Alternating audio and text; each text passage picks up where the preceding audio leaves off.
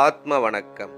ஆத்மபிதா சுவாமி சிவானந்த பரமஹம்சர் அவர்கள் அருளிய சித்த வேதம் ஜீவ சரித்திரம்.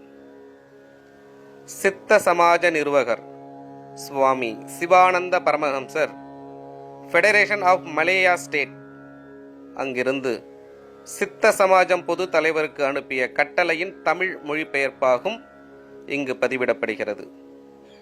சுவாமிகளின் ஜீவ சரித்திரம் பற்றி பலரும் வினவி வருவதனாலாகும் மேற்படி கட்டளை இங்கு வெளியிட காரணமானது.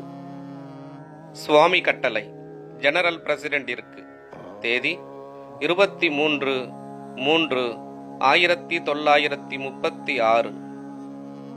தாங்கள் 7/3/1936 எழுதிய கடிதத்தில் உலக அமைதிக்காக சுவாமியுடையவும் சமாஜத்தினுடையவும் சுவாமி FMSக்கு கப்பலேறிய நாள் வரையும் உள்ளதான வேலைகள் முழுவதும் லோக சாந்திக்குள்ள ஜீவிதம் 3ஆம் பதிப்பில் தயார் செய்து அச்சிட கொடுக்கப்பட்டுள்ளது என்று காண்கிறது.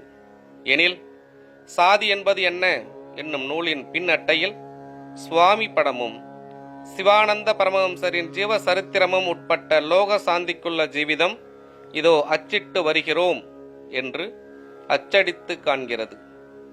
இது மிகவும் அறிவீனமாய்விட்டது. நாம் செய்த செயலை பற்றி எழுதுவதே தவறு. ஏனெனில் உலகோரை புரிய வைக்க வேண்டியல்ல நாம் செயல்படுவது, உலகோர் நலமடைய வேண்டியாகும். அது வேறொருவரை புரிய வைக்க வேண்டிய தேவையில்லை.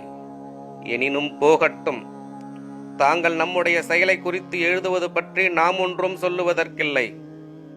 நமது ஜீவசரித்திரம் எழுதி அச்சிட கொடுத்திருக்கிறோம் என்று அச்சடித்து கண்டது பற்றியே நமக்கும் சொல்ல வேண்டியுள்ளது. என்னவெனில், நமக்கு தனியாக ஒரு ஜீவன் இல்லை. நம்முடைய தத்துவத்தை தாங்கள் புரிந்து கொண்டதாக இருந்திருந்தால் இப்படி எழுதுவதற்கு இடமேற்பட்டிராது. ஜீவசரித்திரம் என்பது ஜீவனுடைய சரித்திரம். சிவானந்த பரமஹம்சருக்கு தனிப்பட்ட ஒரு ஜீவன் இல்லை. ஜீவன் ஒன்றே உள்ளது.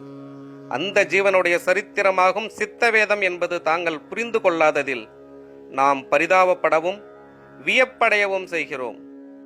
அதனால் அந்த புத்தகம் அச்சடிக்கப்படவில்லை எனில் அச்சடிப்பிக்காமல் இருக்கவும், அச்சடிக்கப்பட்டுவிட்டால் அதை பிரசாரம் செய்யாமல் அந்த பாகத்தை மட்டும் அழித்து விடவும். இப்படிக்கு சுவாமி கட்டளைப்படி ஒப்பம் கே. Kanagasabapathi, private secretary. ஆத்ம வணக்கம்.